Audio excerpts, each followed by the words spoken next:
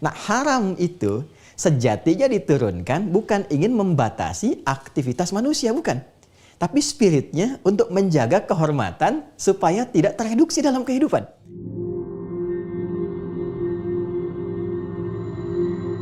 Baik, mari kita mulai dengan mengenal dulu apa itu Rajab. Rajab secara bahasa itu bermakna at-ta'zim, sesuatu yang agung, sesuatu yang terhormat.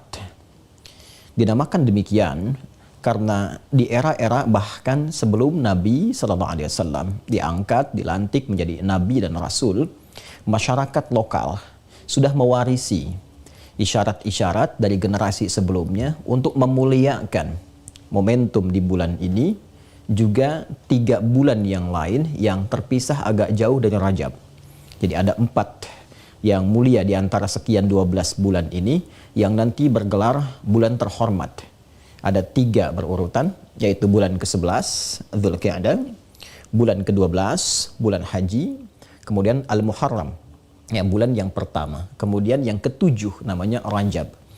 4 bulan ini sejatinya juga telah disinggung dalam Al-Quran dan ditegaskan oleh Allah Subhanahu wa Ta'ala. Boleh jadi penegasan yang disampaikan ini yang sesungguhnya lestari dari generasi-generasi sebelumnya, dari nabi-nabi sebelumnya yang diutus, yang ingin memberikan pesan kuat, hikmah yang dalam di balik bulan-bulan ini.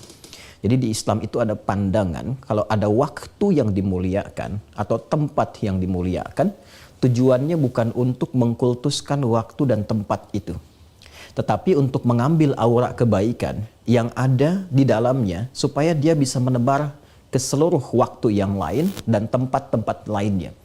Jadi kalau kita melihat Mekah bagi umat Islam itu sangat mulia, di Madinah itu mulia, sehingga semua orang yang ada di Mekah dan di Madinah terjaga untuk berbuat baik. Diharapkan ketika kembali dari Mekah, dari Madinah, umumnya yang haji ataupun yang umrah, dia bisa mendapatkan aura kebaikan dari aura Mekah dan Madinah itu yang dipraktekkan di setiap tempat. Jadi bukan hanya di Mekah, di Madinah kemudian menjadi baik, pulang dari situ kembali kepada kebiasaan yang tidak baik. Karena itulah Nabi memberikan kesan Al-Hajjul Mabrur, haji yang dapat memberikan perubahan karakter moral pada seseorang. Ya, berubahnya karakter moral dari salah menjadi soleh, dari buruk menjadi baik, itu disebut birrun namanya. Bila melekat kepada pemiliknya disebut dengan mabrur. Nah, jadi sejatinya haji itu bukan gelar. Ya, jadi haji itu latihan kita untuk mendekat kepada Allah yang pancarannya melahirkan perbaikan karakter moral yang kemudian berkumpul dalam bentuk takwa sebagai akumulasi sifat baik. Karena itu haji mabrur itu bukan disebutkan ke orangnya, tapi kualitas hajinya. Kata Nabi, al-hajjul mabrur, ya, haji yang berkualitas baik itu yaitu ketika dia pulang dari haji ada transformasi etika, transformasi moral, akhlak pada diri pelaku haji ini sehingga menjadi lebih baik dari sebelumnya. Nah, demikian juga dengan waktu. Sekarang kita dihadapkan pada Rajab. Apa yang baik, yang utama di Rajab ini? Sehingga kita diminta untuk berlatih, mengambil hikmahnya, spiritnya, yang diharapkan dari hasil pelatihan di bulan ini bisa ditebarkan aura kebaikan dan keistimewaannya di waktu-waktu lainnya. Jadi bukan sekedar ketika Rajab bersemangat untuk melatih diri dari segala tuntunan yang istimewa yang baik itu, tapi kita harus tebarkan, ya, viralkan dalam bentuk perilaku, sikap, dan sifat di sisa waktu yang lainnya. Maka mari kita lihat warisan-warisan yang disampaikan dari generasi masa lalu, kemudian sampai kepada era Nabi Muhammad SAW, dan ditegaskan oleh Allah dalam Al-Quran dengan turunnya surah ke-9, surah At-Taubah. Nah, suratnya juga menarik ini, karena nanti akan selaras dengan nafas ayatnya yang terkait dengan Rajab. Surah ke-9, surah Taubah, ayat yang ke-36. Surah 9 ayat 36. Mari kita lihat Allah berfirman, A'udzubillahi minasyaitonirrajim. Inna iddatasy syuhuri 'indallahi 12 syahran fi kitabillah. Yauma khalaqas samawati wal arda minha arba'atun hurum. Dzalika ad-dinul qayyim. Nah, ini poinnya. Fala tazlimu fihinna anfusakum. Ini poin pentingnya, ya. Baik, nanti yang bersamaan dengan ada Quran terbentang atau mushaf di hadapannya, boleh dikasih highlight itu atau dituliskan Quran surah ke-9 ayat 36. Karena ini spirit utamanya. Inna iddatasy-syuhuri, kata Allah, sungguh aku tegaskan. Jadi kalau ada kata inna ya dalam bahasa Arab pada umumnya, apalagi di Al-Quran ataupun hadis, itu fungsinya memiliki fungsi penekanan. Bila ada yang ditekankan, berarti ada yang penting. Pimpinan memberikan penekanan pada aspek pekerjaan yang ini. Ketika ditekankan, berarti ada yang sangat penting di dalamnya. Allah memberikan penekanan ya, dalam firman-Nya, berarti ada sesuatu yang istimewa, berbeda dengan hal-hal yang lainnya, yang membutuhkan perhatian yang lebih dalam, konsentrasi yang lebih tinggi. Inna iddatasy-syuhuri, kata Allah, indallahi, sungguh aku tekankan jumlah bilangan bulan yang telah aku tetapkan sejak mula mencipta langit dan bumi. Dalam setahun itu ada 12 bulan.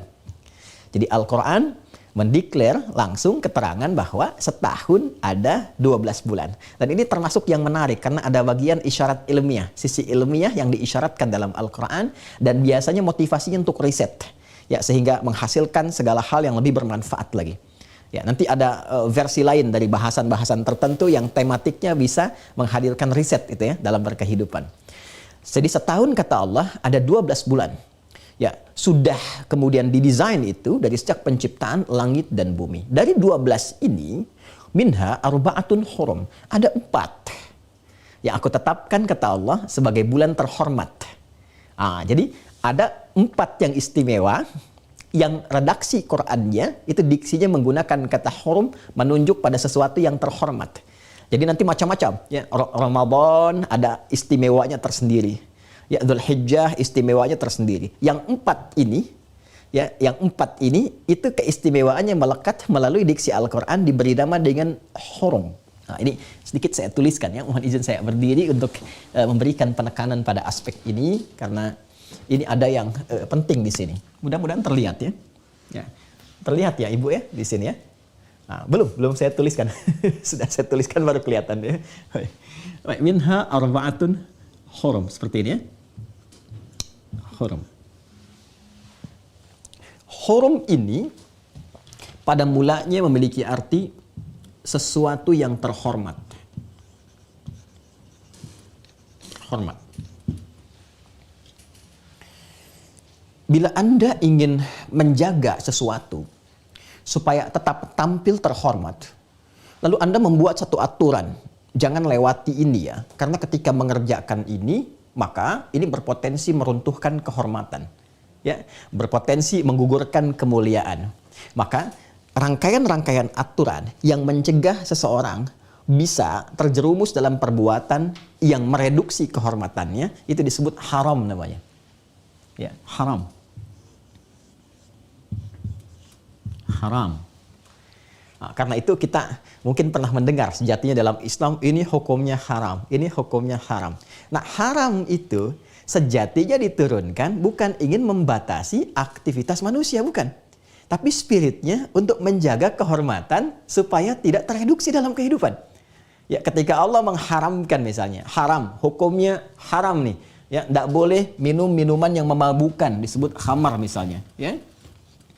Mirasantika itu bisa minuman, bisa juga pil, bentuknya apapun yang bisa merusak akal, ya, yang bisa melemahkan fungsi akal. Diharamkan, kemudian turun ayat misalnya surah kedua Al-Baqarah ayat 219 misal, sampai nanti ke Al-Maidah ayat 90. Kenapa diharamkan ini? Sebetulnya spiritnya bukan ingin memberikan batasan pada aktivitas, tapi di balik ini ada yang bisa meruntuhkan kehormatan, ya. Berbahaya nanti. Ketika Anda konsumsi tidak sadar, kalau tidak mencelakakan diri, bisa mencelakakan orang. Sekarang kita lihat kan banyak viral kasus-kasus di jalanan ini. Ya, kemarin malam ada yang menabrak portal di Sudirman, menabrak motor dan sebagainya. Ketika digali, ternyata ada persoalan ya dalam pencernaan akalnya itu yang diakibatkan karena mengonsumsi sesuatu yang tidak bermanfaat dalam hidup. Ya, mencuri itu haram hukumnya misalnya. Ya, kenapa? Karena ketika dilakukan perbuatan itu nanti runtuh kehormatan. Dan terkadang runtuhnya kehormatan pelaku itu yang berbahaya adalah bisa menyebar kepada kolega. Hati-hati. Karena itu sering saya berikan satu motivasi dan penekanan, jangan sampai Ya, ada insan-insan di institusi pemerintahan atau di pekerjaan lainnya yang melakukan tindakan-tindakan kontraproduktif seperti korupsi misalnya, atau berbuat hal-hal yang terlarang yang lainnya, zina, selingkuh, nanti kan dan sebagainya. Tadi disinggung mengakibatkan layangan putus, harap-harap cinta fitri tiba-tiba putus karena layangan deh. Nah, ini dampaknya bukan hanya pada pribadi. Bayangkan ketika seseorang itu misal, taruhlah bermasalah secara hukum, bagaimana dengan keluarganya? Bagaimana dengan anaknya? Ketika dia sekolah kemudian disebut, dibully oleh kawan-kawannya, kamu anaknya koruptor, kamu keluarga begini. Pikirkan itu, kata Al-Quran. Ya. Nah, hanya dalam perjalanan hidup, tidak semua orang bisa mengondisikan keadaan dirinya berjalan di garis yang benar. Ya, di garis yang tertib. Lalu lintas saja kan kadang-kadang ya ada yang melanggar lalu lintas. Ada lalu lintas kehidupan tuh. Kadang ada lampunya merah, ini nggak boleh, bahaya kan? Ada lampunya hijau, silahkan jalan. Bahkan dipaksa untuk jalan, wajib. Ya? Ada yang kuning, makruh nih. Memang itu tidak melahirkan haram, tapi kalau dikerjakan nggak baik. Bisa-bisa muncul potensi salah di tempat lain. Anda usia 40 tahun, ingin olahraga pakai sepeda, boleh, bagus. Tapi sepeda yang dipakai, sepeda anak usia 4 tahun. Haram sih tidak, tapi tidak disukai karena nanti menghadirkan tinjauan-tinjauan tidak baik dari lingkungan yang bisa meruntuhkan kehormatan. Nah, terkadang ini muncul dalam kehidupan. Alih-alih lisan harusnya dipakai untuk berkata baik. Ini ajaran Al-Quran semua ya. Jadi kalau kita berusaha membaca, memahami Al-Quran dari awal sampai dengan akhir, tidak akan pernah ditemukan tuntunan yang mengarahkan kepada keburukan. Jadi yang sederhana aja nggak ditemukan, apalagi yang keras-keras. Ya, jadi kalau Anda misalnya mendengar ada orang Islam ya bertindak yang kurang pantas, apalagi pada tindakan-tindakan yang keras seperti teror, dengan tindakan ekstrim dan sebagainya, itu patut diduga ya, ada yang tidak tepat dalam berislamnya, atau boleh jadi patut diduga juga tidak ada akses yang baik kepada petunjuk Qur'annya. Ya, karena semua yang diajarkan di Quran itu jangankan pada aspek yang besar, yang kecil pun diarahkan yang baik. Ya, yang kecil pun. Misal, saya ingin berikan satu gambaran. Di Al-Quran itu ada bimbingan bagaimana kita bisa menggunakan perangkat-perangkat tubuh kita dari bagian ujung kepala sampai ujung kaki. Seperti apa mesti digunakan. Ya, saya ambil contoh misalnya dari kepala dulu, ambil beberapa bagian. Pandangan misalnya, mata. Kita buka Quran surah ke-24, Quran surah Cahaya. Ayat 30 untuk laki-laki, ayat 31 untuk perempuan. Wa qul lil mu'minina, katakan pada insan beriman. Ya, dasar pertama untuk masuk Islam itu kan bersyahadat. Syahadu an la ilaha illallah, syahadu anna Muhammad Rasulullah. Dengan yakin seperti itu disebutnya orang beriman. Ya kan? Katakan pada insan beriman yang yakin itu dengan nilai Islam, dengan ketuhanan Allah Subhanahu wa taala, jika memang dia beriman, maka imannya mesti membimbing matanya, yaghuddu min absarihim, untuk memalingkan dari yang tak pantas untuk dilihat. Jadi ghaddul basar itu bukan melarang untuk melihat. Awas, jangan salah ini ya. Baca terjemah salah paham. Nanti langsung dipraktekkan, tidak. Tanyakan dulu pada yang paham, ya. Ghaddul basar itu silahkan melihat. Ketika yang dilihat itu tak pantas untuk dilihat, palingkan pandangan. Ya, oke, nanti ada bab yang sangat rinci tentang pornografi misalnya, hal-hal yang kotor yang tidak pantas untuk dilihat, yang secara fitrah pun kita memahami ini nggak baik. Ya, kata Nabi, kalau kita melihat sesuatu, merasakan hati kita gelisah, takut diketahui orang banyak, ada potensi salah. Ya, Anda bisa bayangkan. Jadi mata saja insan beriman itu hanya boleh melihat pada yang baik saja. Yang tak baik jangan dilihat. Ayat 31-nya untuk perempuan, wa kullil mu'minati, katakan pada para perempuan insan beriman, yaghdudna min absarihinna, tak ada beda dengan laki-laki, pandang yang baik, yang tak baik palingkan dari pandangan. Jadi Anda bisa bayangkan, memandang sesuatu yang tidak berhak saja itu tidak diperkenankan, ya. Hati-hati. Maka bagaimana dengan bertindak melampaui itu? Lisan berkata yang kotor saja itu nggak diperkenankan. Kalau Anda buka Quran surah ke-49 misalnya, ini kelisan untuk bertutur. Quran surah ke-49 Al-Hujurat, di ayat ke-11 sampai dengan ayat 12. Itu imannya dulu disebutkan. Dan iman itu kalau mengawali satu ayat, itu mempertaruhkan kualitasnya. Hati-hati, mempertaruhkan kualitasnya. Kalau dikerjakan dengan baik, itu tanda imannya bagus. Kalau kemudian malas-malas atau bahkan bergeser dari situ, ini menandakan iman bermasalah. Ya ayyuhalladzina amanu, hai semua orang yang beriman, kata Allah, La yasra qaumin qaum. Kalau engkau merasa beriman, lisanmu akan membimbing, imanmu akan membimbing lisanmu itu untuk bertutur yang baik. Maka jangan sampai saling mencela. La yaghtab ba'dukum ba'dha. Jangan bikin hoax. Ya, jangan gosip, jangan membicarakan hal-hal yang buruk tentang orang, apalagi menyebarkan yang tidak tepat. Jadi cukup dengan beriman, nggak ada produksi hoax dalam kehidupan. Cukup dengan beriman, tutur yang keluar itu mulia semua. Jadi bisa dibayangkan, bertutur saja terjaga, memandang saja terjaga, maka bagaimana bisa bertindak yang lebih daripada itu? Ya. Itu saat terjadi dan kita berlindung kepada Allah, semoga tidak akan pernah terjadi seperti itu ya. Kita mengharapkan tatanan kehidupan yang harmoni, yang baik. Saat terjadi bom di Jalan Tamrin itu, saya sedang berada di Lampung. Ya, itu ditanya saya, Ustadz, apakah bom di Jalan Tamrin termasuk jihad fisabilillah? Saya bilang sependek pengetahuan saya, jihad fisabilillah itu jihad di jalan Allah, bukan di Jalan Tamrin. Jadi ada yang tidak tepat. Ya, ada hal-hal yang sampai kemudian ke masyarakat, ya, orang-orang yang saat dia bersikap dan sebagainya, ada yang terpotong dari bimbingan berkehidupan ini. Sehingga bergeser. Nah, yang belum tahu, mesti diberitahu, mesti dicerahkan, mesti diarahkan pada jalan yang baik lagi. Karena itulah, Allah Subhanahu wa Ta'ala menghadirkan bulan-bulan tertentu untuk mengembalikan kehormatan ini, sehingga kembali kepada situasi awal yang memang saat diciptakan itu mulia. Ya, Quran surah ke-17. Al-Isra di ayat ke-70. Ini deklarasi pertama Allah Subhanahu wa Ta'ala yang memberikan kemuliaan pada segenap hambanya, anak cucu Adam. Walaqad karramna bani Adam. Ya, Allah menyampaikan dan aku tegaskan. Ya, aku berikan jaminan. Jadi sebelum ada ham dan sebagainya, ini Al-Quran lebih dulu mendeklarasikan, ya, bagaimana hak dasar yang melekat pada manusia itu. Walaqad karramna bani Adam. Dengan segala keagunganku, kata Allah, ya, aku telah tempatkan manusia itu dalam posisi yang mulia. Ya, posisi terhormat. Karomah itu sesuatu yang mulia. Ya, diserap ke dalam bahasa Indonesia menjadi karomah. Pernah dengar ya? Karomah Ustadz A, Syekh A, Kiai A. Karomah itu adalah sesuatu yang menampilkan kemuliaan. Ya, karena melebihi standar-standar yang lain, maka orang melihatnya sebagai sesuatu yang luar biasa. Padahal asalnya sesuatu yang sangat mulia. Jelas ya? Allah sudah muliakan, maka Allah membuat sebuah aturan, rambu-rambu, yang menjaga manusia supaya tetap dalam kemuliaan itu. Jadi saat pulang kembali kepada Allah pun jangan membawa sesuatu yang tidak baik. Karena terciptanya mulia.